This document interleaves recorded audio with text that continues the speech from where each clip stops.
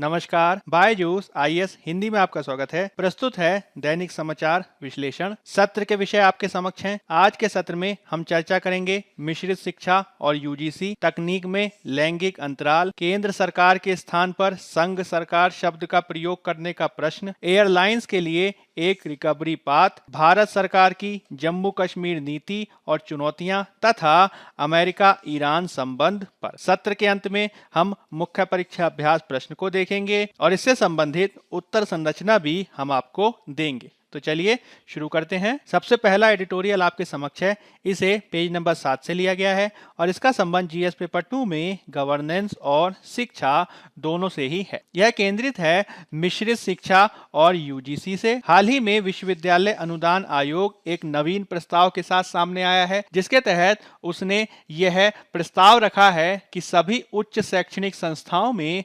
40% course को online पढ़ाया जाए और शेष 60% को ऑफलाइन पढ़ाया जाना चाहिए। इस प्रकार की शिक्षा पद्धति को हम मिश्रित प्रकार की शिक्षा पद्धति कहते हैं, जिसे अंग्रेजी में ब्लेंडेड फॉर्म ऑफ लर्निंग यानी बीएल कहा जाता है। जब हम बात करते हैं भारत के विश्वविद्यालय अनुदान आयोग यूनिवर्सिटी ग्रांट कमीशन यानी यूजीसी की, तो इसका शिक्षा मंत्रालय के तहत गठन यूजीसी अधिनियम 1956 के अनुसार भारत सरकार द्वारा एक वैधानिक निकाय के रूप में किया गया, जो उच्च शिक्षा के मानकों के समन्वयन, निर्धारण और रख रखाव के रूप में उत्तरदायी है। विश्वविद्यालय अनुदान आयोग जिस मिश्रित प्रकार की शिक्षा यानी ऑफलाइन और ऑनलाइन शिक्षा के मॉडल को सामने रख रहा है, वह कई सारी विशेषताएं और लाभों से युक्त होगा। जैसे कि इसके माध्यम से विद्यार्थियों की शिक्षा में भागीदारी को बढ़ावा देने की आशा है। साथ ही साथ यह विद्यार्थी और शिक्षकों के मध्य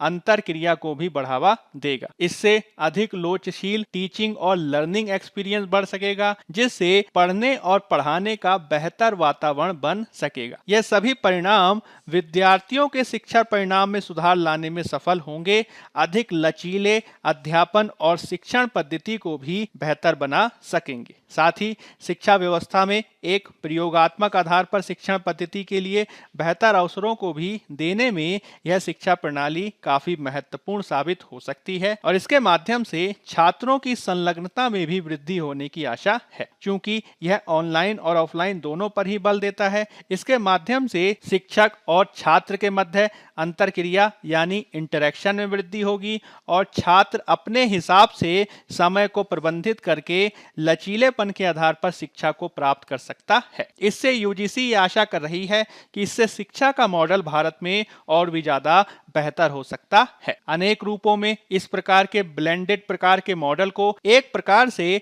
बॉटम अप दृष्टिकोण से परिभाषित किया गया है, जिसमें विद्यार्थियों की आवश्यकता के अनुरूप उसको अनुकूलित किया गया है। इसके माध्यम से विद्यार्थी अपनी गति से सीखने में सक्षम होंगे और उनकी गति के अनुरूप ही उनको मूल्यांकन की पद्धति के तहत भी शामिल किया जाएगा, जिसके तहत उनका मूल्यांकन एक निरंतर व्यापक मूल्यांकन की पद्धति के तहत किया जाएगा, जिसके तहत यूजीसी भांति की परीक्षा को भारत में आयोजित करने का प्रस्ताव रख रहा है। इसके माध्यम से खुली किताब परीक्षा यानी ओपन बुक एग्जाम, समूह परीक्षा, मौखिक परीक्षा अथवा ऑन डिमांड एग्जाम को भी प्रस्तावित किए जाने की बात कही गई है। यानी इस पूरे प्रकार के मॉडल में एबीसी बिल्डिंग ब्लॉक के आधार पर शिक्षा को आगे बढ़ाए जाने की योजना बनाई गई है। यानी इसके तहत आप इस प्रकार से अपनी शिक्षा को व्यवस्थित कर सकते हैं कि आप अपनी शिक्षा को ग्रहण किए जाने की स्थिति में किसी भी प्रकार के विषय का चयन कर सकते हैं। यानी इसके तहत आप गणित के विषय के साथ कला के विषयों को भी ले सकते हैं और इसके माध्यम से UGC bachelor of liberal education को बढ़ावा देगी, जिसके माध्यम से जो परंपरागत विभाजन शिक्षा में देखा जाता है, जिसके तहत तकनीकी शिक्षा और सामाजिक विज्ञान की शिक्षा अलग अलग होती है, उसको एक साथ जोड़कर बैचलर ऑफ लिबरल एजुकेशन के आधार पर उसे विकसित किए जाने की योजना बनाई गई है। इस रूप में एबीसी का मॉडल सबसे ज्यादा महत्वपूर्ण है, जिसे एकेडमिक बैंक ऑफ क्रेडिट के रूप में जाना जाता है। यह वस्तुतः प्रोन्नत करने के संदर्भ में एक राष्ट्रीय स्तर की सुविधा है, जो विषयों को लचीलेपन के आधार पर और पाठ्यक्रम के ढांचे को भी लचीलेपन के आधार पर विकसित करना चाहती है। इसके तहत छात्र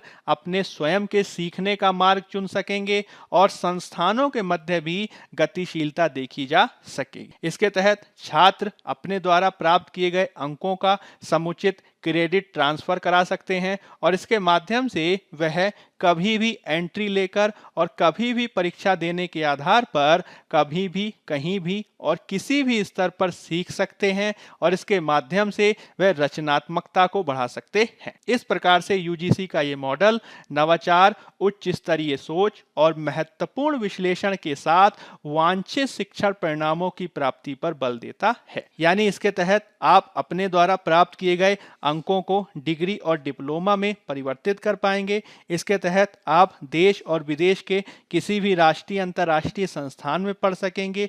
इसके तहत आप अपने जीवन भर लर्निंग के एक्सपीरियंस को बढ़ावा दे सकते हैं और साथ ही साथ इसके तहत शिक्षा के विभिन्न माध्यमों को भी आपस में जोड़े जाने पर बल दिया जाएगा, जिसके तहत आप रेगुलर शिक्षा प्राप्त कर सकते हैं, कॉलेज में जाकर शिक्षा प्राप्त कर सकते हैं, डिस्टेंस एजुकेशन प्राप्त कर सकते हैं, ऑनलाइन एजुकेशन प्राप्त कर सकते हैं या फिर किसी और वर्चुअल माध्यम से भी शिक्षा प्राप्त कर सकते हैं। हालांकि इस प्रकार के मॉडल के समक्ष अनेक प्रकार की चुनौतियां भी हैं, जिसे हमें ध्यान में रखना होगा। जैसे कि उच्च शिक्षा पर अखिल भारतीय सर्वे 2019 के अनुसार हमारे देश के 42,343 कॉलेजों में 60.56% कॉलेज ग्रामीण क्षेत्र में ही अवस्थित हैं और उसमें से 78% से अधिक कॉलेज तो निजी आधार पर चलाए जाते हैं। यदि हम इस प्रकार की ब्लेंडेड फॉर्म ऑफ लर्निंग को आयोजित करना चाहते हैं तो इसके लिए हमें अत्यधिक लागत को लगाना होगा, जो एक बहुत बड़ा प्रश्न है। साथ ही साथ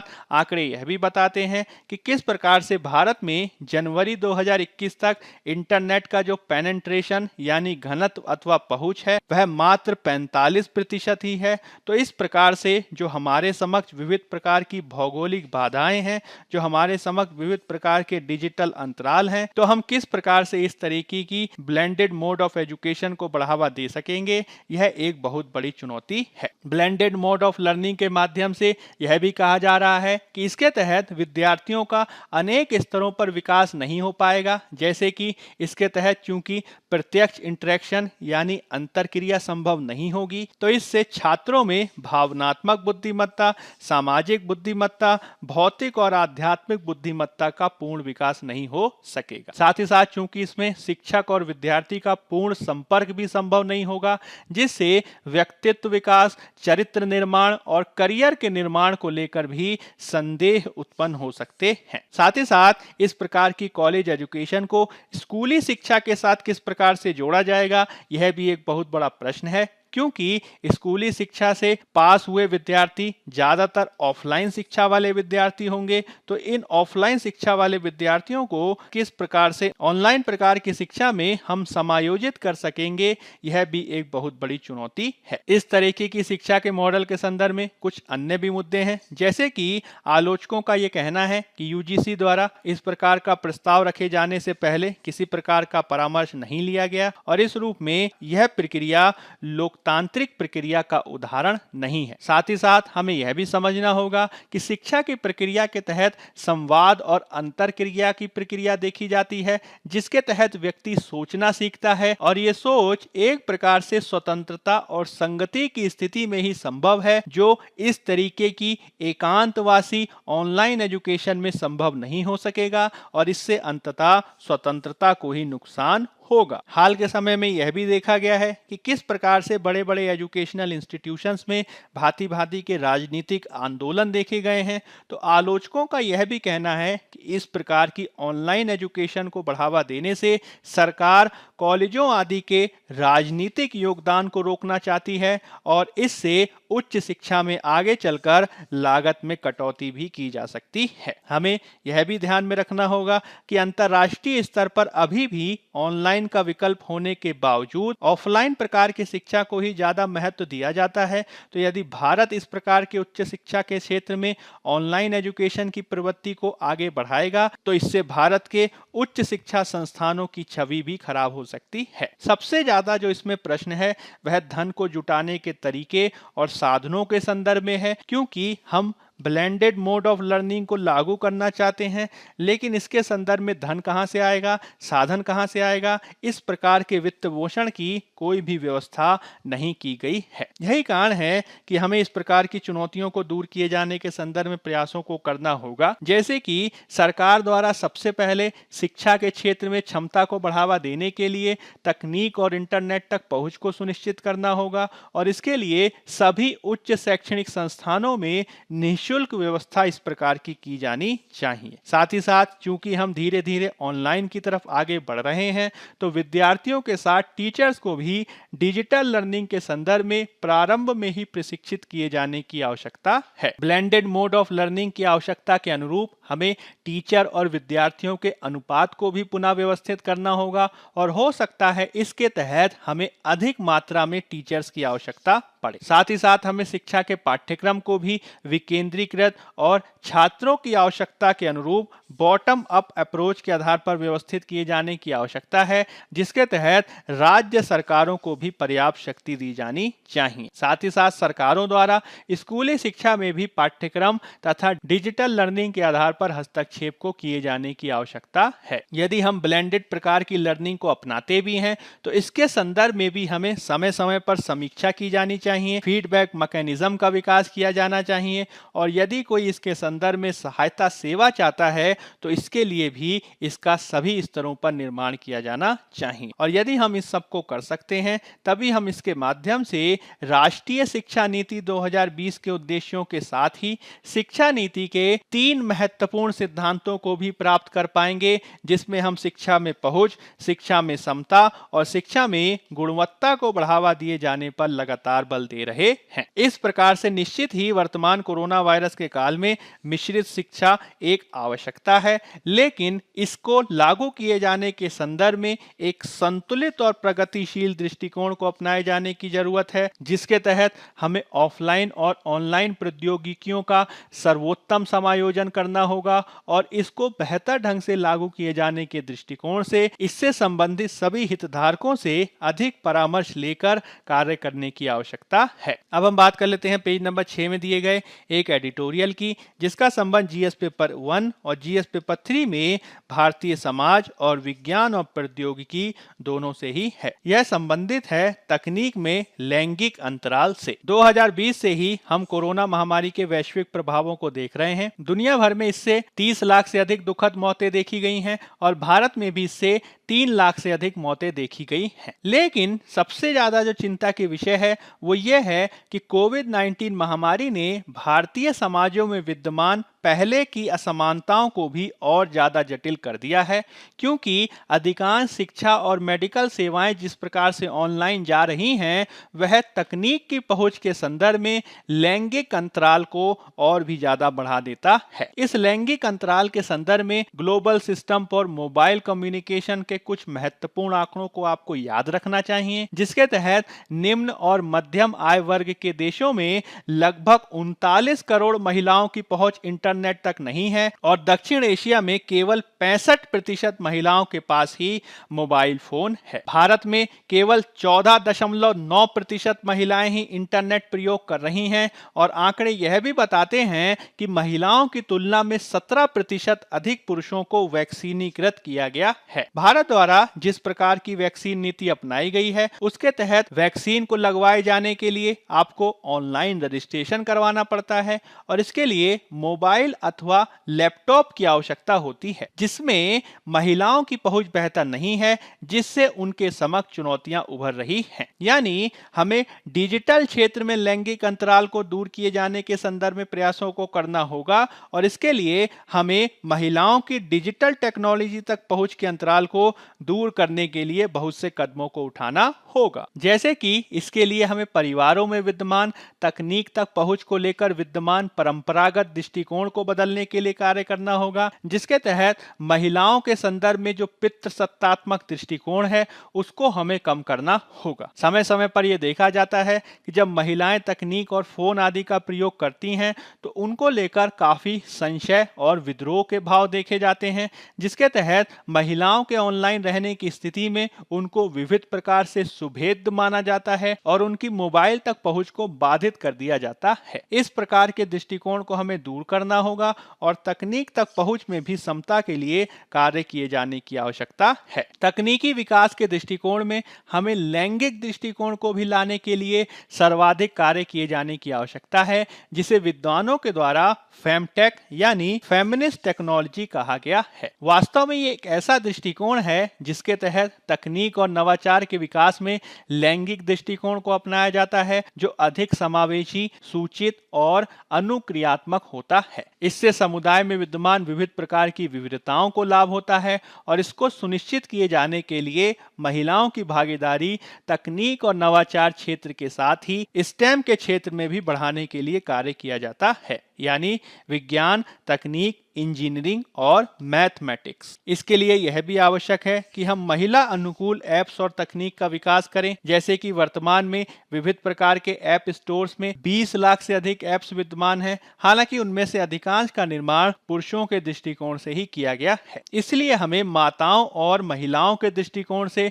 ऐप्स का विकास करना होगा ताकि महिलाओं की टेलीमेडिसिन तक पहुंच हो सके, महिलाओं द्वारा अपने परिवारों को संभालते हुए पार्ट टाइम जॉब्स भी किया जा सके और मोबाइल फोन में इसके तहत इमरजेंसी बटन को भी लागू किया जा सके ताकि उनकी सीधी पहुंच कानून प्रवर्तन एजेंसियों तक हो सके। तकनीक में लैंगिक समता को बढ़ावा दिए जाने के दृष्टिकोण से संयुक्त राष्ट्र विमेन यानी यूएन विमेन के द्वारा भी कार्य किया जा रहा है, जिसके तहत जनरेशन इक्वालिटी फोरम आदि के माध्यम से आने वाले वर्षों में तकनीक और नवाचार के क्षेत्र में महिलाओं के योगदान को दुगना करने का लक्ष्य रखा गया है। इसके तहत 2026 तक लैंगिक डिजिटल डिवाइड को भी आधा करने का लक्ष्य रखा गया है और यूनिवर्सल यानी सार्वत्रिक डिजिटल साक्षरता को भी सुनिश्चित करने के लिए कार्य किया गया है। इसी के तहत फेमिनिस्ट तकनीक और नवाचार का विकास भी किए जाने पर बल दिया गया है ताकि महिला नेतृत्व को उत्थान दिया जा सके। इसी के तहत संयुक्त राष्ट्र विमेन के द्वारा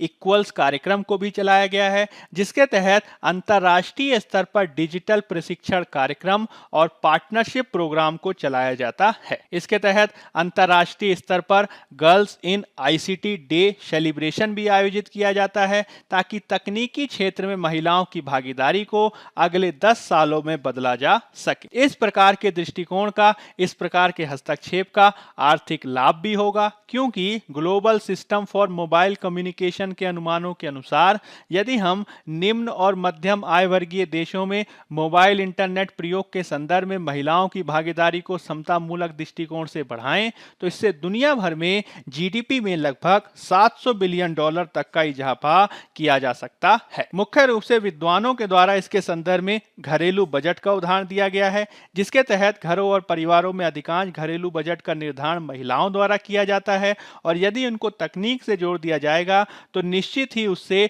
अर्थव्यवस्था आगे बढ़ेगी, जिसे आगे और बढ़ाए जाने की स्थिति में तकनीक में लैंगिक अंतराल को दूर किए जाने के लिए समयबद्ध हस्तक्षेप किए जाने की आवश्यकता है। अब हम बात कर लेते हैं पेज नंबर 7 में दिए गए एक अन्य आलेख की, जिसका संबंध जीएस पेपर 2 में पॉलिटी से है। यह केंद्रित है केंद्र सरकार के स्थान पर संघ सरकार शब्द का प्रयोग करने के प्रश्न से। हाल ही में तमिलनाडु सरकार के द्वारा यह निर्णय लिया गया कि उसके द्वारा अब राजकीय संचार में केंद्र सरकार के स्थान पर संघ सरकार शब्द का प्रयोग किया जाएगा। जाएगा, क्योंकि इससे संविधान की संघवादी भावना ज्यादा बेहतर ढंग से परिलक्षित होती है। यदि हम इसके संदर्भ में संवैधानिक अनुच्छेद की बात करें तो भारतीय संविधान के अनुच्छेद 1 के अनुसार भारत राज्यों का एक संघ है, जिसके तहत केंद्र और राज्य दोनों ही मिलकर भारत के कल्याण के लिए कार्य करते हैं। और इसी के तहत भारतीय संवैधानिक व्यवस्था में हमें यह समझना आवश्यक है कि किस प्रकार से केंद्र के साथ ही राज्यों की भी काफी महत्वपूर्ण भूमिका होती है। इसी भावना के चलते हमें ये याद रखना है कि संविधान निर्माताओं के द्वारा केंद्र सरकार शब्द का प्रयोग संविधान में नहीं किया गया है, अपितु संपूर्ण संविधान में संघ सरकार शब्द का प्रयोग किया गया है, जो अधिक प्रासंगिक है। 13 दिसंबर 1946 को जवाहरलाल नेहरू द्वारा संविधान का निर्माण कराने के संदर्भ में जो उद्देश्य प्रस्ताव रखा गया था, वह भी इसी प्रकार की संघवाद की भावना को ही अभिव्यक्त करता है। हालांकि संविधान में केंद्र सरकार या संघ सरकार शब्द का प्रयोग किया जाए, इसको लेकर विविध प्रकार के वाद विवाद भी देखे गए थे। जैसे कि डॉक्टर अंबेडकर के द्वारा भारत को राज्यों का संघ कहा गया और उसी के अनुरूप संविधान के अनुच्छेद 1 में इसको वर्णित किया गया। हालांकि मौलाना हसरत मोहानी द्वारा इसका विरोध किया गया था। हसरत मोहानी के अनुसार भारत के राज्यों का संघ होने की स्थिति में भारत के गणतंत्र होने की भावना पर नकारात्मक प्रभाव पड़ता है और इस प्रकार का राज्यों का संघ केंद्र को अधिक शक्तिशाली बनाता है, जो पश्चिम के बिस्मार्क और हिटलर की सोच के समान है, जिसको दूर किए जाने के संदर्भ में हमें प्रयासों को करना होगा। हालांकि इस पूरे मामले के संदर्भ में अंबेडकर के द्वारा यह स्पष्टीकरण दिया गया था कि किस प्रकार से राज्यों का संघ शब्द किसी भी रूप में केंद्र और राज्यों के मध्य किसी को भी अधिक सत्ता प्रदान नहीं करता है, अपितु भारत में संघवाद की भावना अमेरिकी संघवाद से इस रूप में भिन्न है कि भारत में संघ का निर्माण केंद्र द्वारा किया गया है और इसमें केंद्र और राज्य दोनों को ही संविधान से शक्ति प्राप्त होती है। इस रूप में यह जो संघ की स्थापना हुई है, वह एक प्रकार का अविभाजित संघ है, जिसमें किसी भी रूप में राज्यों को पृथक होने की शक्ति प्राप्त नहीं है। भारतीय संविधान की संपूर्ण व्यवस्था में इस प्रकार के संघवादिता के विचार को हम देख सकते हैं, जिसके तहत संसदीय व्यवस्था के साथ ही राज्य विधानसभाओं को भी शक्तियां संविधान से ही प्राप्त होती हैं और न्यायपालिका के संदर्भ में भी इस प्रकार की व्यवस्था को देखा जा सकता है, जिसके तहत संविधान के द्वारा ही सुप्रीम कोर्ट और हाई कोर्ट दोनों को शक्तियां दी गई हैं और किसी भी रूप में हाई कोर्ट सुप्रीम कोर्ट के अधीन नहीं है। ऐसी स्थिति में यदि तमिलनाडु सरकार के द्वारा केंद्र सरकार शब्द की बजाय संघ सरकार शब्द का प्रयोग किया जाता है, तो वो ज्यादा प्रासंगिक माना जा सकता है। अब हम बात कर लेते हैं पेज नंबर 7 में दिए गए एक एडिटोरियल की, जिसका संबंध जीएस पेपर 3 में अर्थव्यवस्था से है। यह केंद्रित है एयरलाइंस के लिए एक रिकवरी पथ से। कोरोना वायरस की बीमारी का प्रभाव वायुयान क्षेत्र पर भी देखा जा रहा है और इसके चलते मार्च 2020 के बाद से ही विशेष रूप से वायुयान के क्षेत्र में अनिश्चितता देखी गई है। आंकड़ों के अनुसार अप्रैल 2020 गुजरने के बावजूद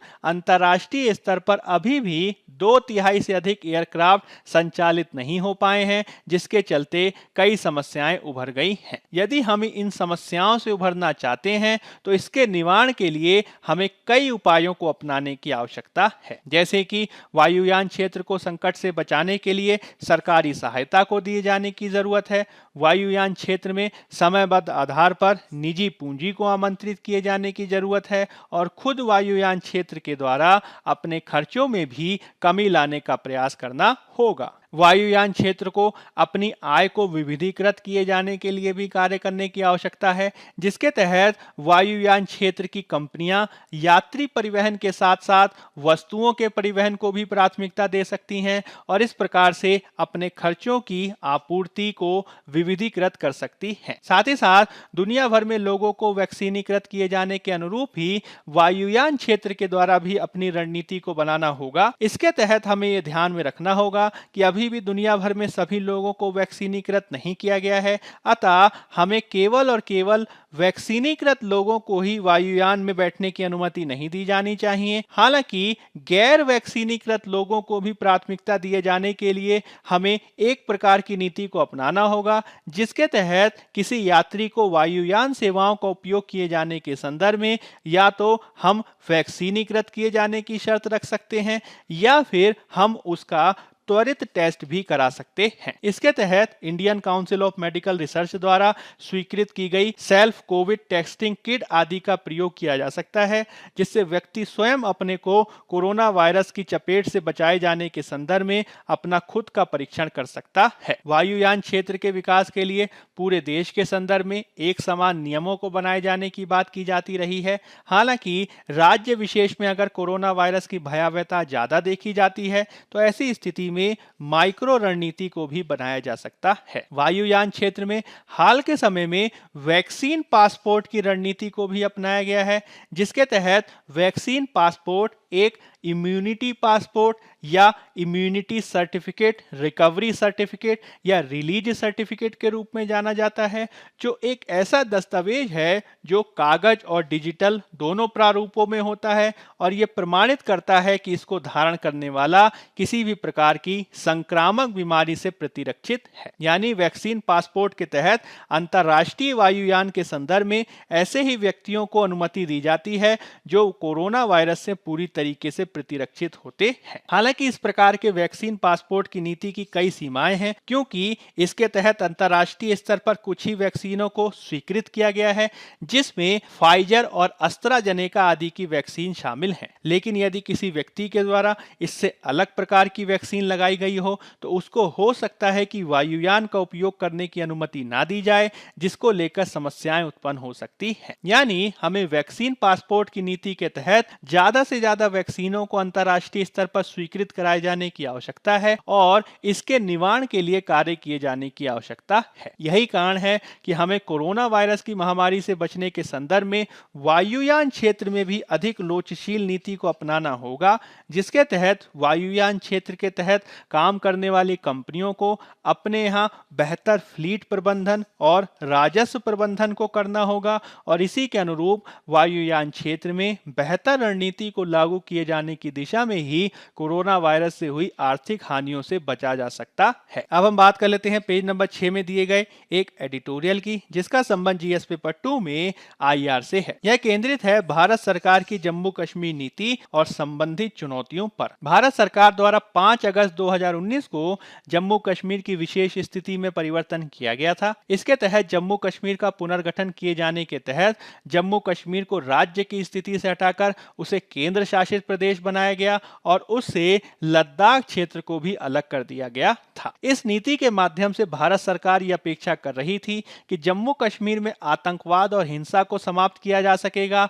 और देश के अन्य भागों से जम्मू कश्मीर में विकास की पहल और निवेश को भी बढ़ावा दिए जाने का प्रयास किया जाएगा। साथ ही साथ भारत सरकार द्वारा इस बात को भी स्वीकार किया गया कि भारत सरकार निरंतरता के आधार पर प्रयास करेगी कि पाकिस्तान और चीन द्वारा जो जम्मू कश्मीर के क्षेत्रों को अधिग्रहित किया गया है उसको वापस लिया जा सके, जिसमें पाकिस्तान अधिग्रहित कश्मीर यानी पीओके और अक्साई चीन आदि महत्वपूर्ण है। साथ ही साथ इसके माध्यम से जम्मू कश्मीर में राजनीतिक परिवर्तनों का आह्वान भी किया गया और भारत सरकार ने इसे पूर्णतः आंतरिक निर्णय बताकर इसके संदर्भ में कार्य किया था। हालांकि भारत सरकार द्वारा घोषित उद्देश्यों और कार्यों के बावजूद अभी भी बहुत सारी ऐसी चुनौतियां हैं जिसके निवारण के लिए हमें कार्य करना होगा। जैसे कि यह देखा गया है कि 2019 के बाद से जम्मू कश्मीर में आतंकवाद और हिंसा की घटनाओं में कमी आई है, किंतु अभी भी जम्मू कश्मीर में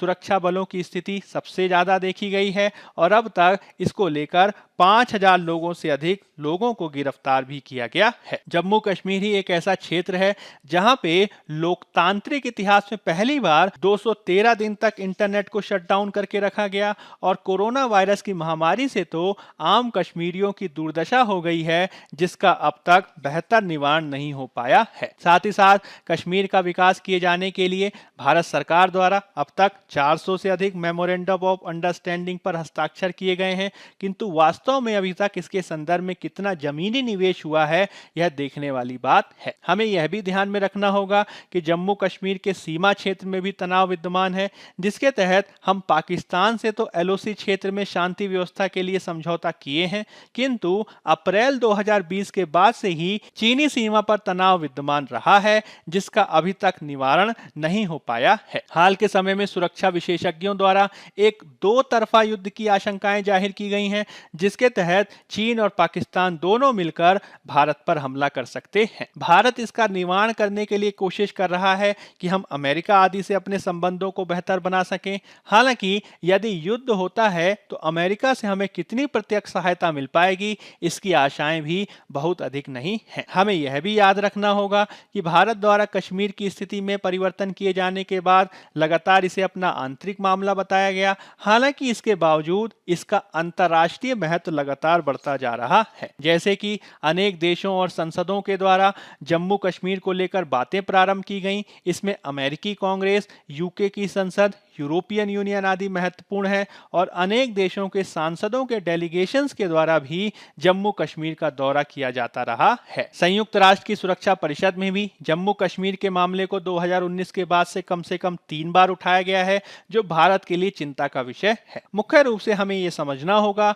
कि किस प्रकार से अफगानिस्तान से अमेरिकी सेनाओं के वापस जाने के बाद यदि तालिबान सत्ता में आता है तो इससे भारत के लिए चुनौतियां और भी ज्यादा बढ़ जाएंगी, जिसको और सुधारे जाने की दिशा में प्रयासों को किए जाने की आवश्यकता है। अब हम बात कर लेते हैं पेज नंबर 6 में दिए गए एक एडिटोरियल की, जिसका संबंध जीएस पेपर 2 में आईआर से है। यह केंद्रित है अमेरिका ईरान संबंध पर। हाल ही में अमेरिका के द्वारा ईरान से संबंधित 1 दर्जन से अधिक वेबसाइट्स को ब्लॉक कर दिया गया और इसके तहत अमेरिका के द्वारा ईरान की राज्य समर्थन प्राप्त प्रेस टीवी की वेबसाइट को भी गलत सूचना फैलाए जाने के आधार पर ब्लॉक कर दिया गया। हालांकि विशेषज्ञों का कहना है कि इस प्रकार के कदमों से अमेरिका और ईरान के संबंध ज्यादा बेहतर नहीं होंगे, क्योंकि हाल के समय में ईरान और अमेरिका के मध्य संबंध खराब होते देखे गए हैं। विशेष रूप से 2016 से 2020 के काल में डोनाल्ड ट्रंप के काल में संबंधों में काफी गिरावट देखा गया, जिसके तहत डोनाल्ड ट्रंप के द्वारा 2015 में किए गए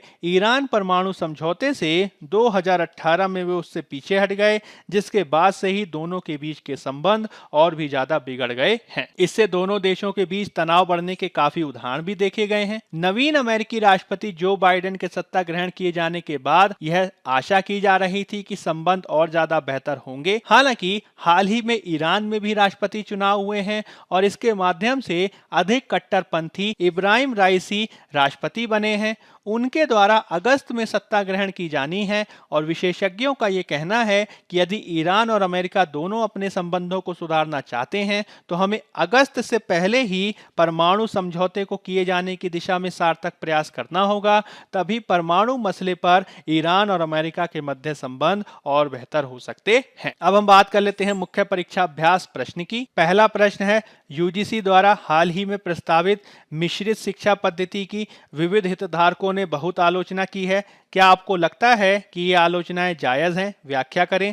15 अंक 250 शब्द। दूसरा प्रश्न है, दक्षिण एशियाई कोविड-19 संकट के सामाजिक प्रभावों को हल करने के लिए प्रौद्योगिकी के लिए एक नारीवादी दृष्टिकोण की आवश्यकता है।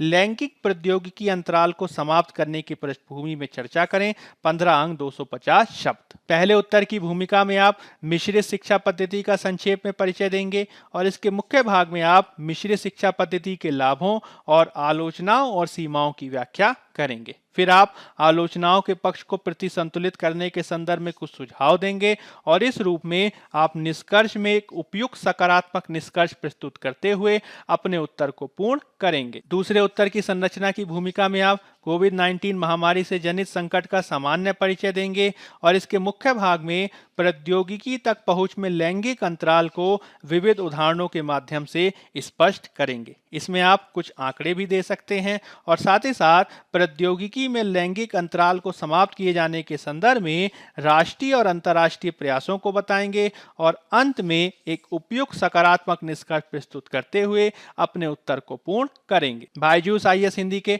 आज के अंक में फिलहाल इतना ही। धन्यवाद।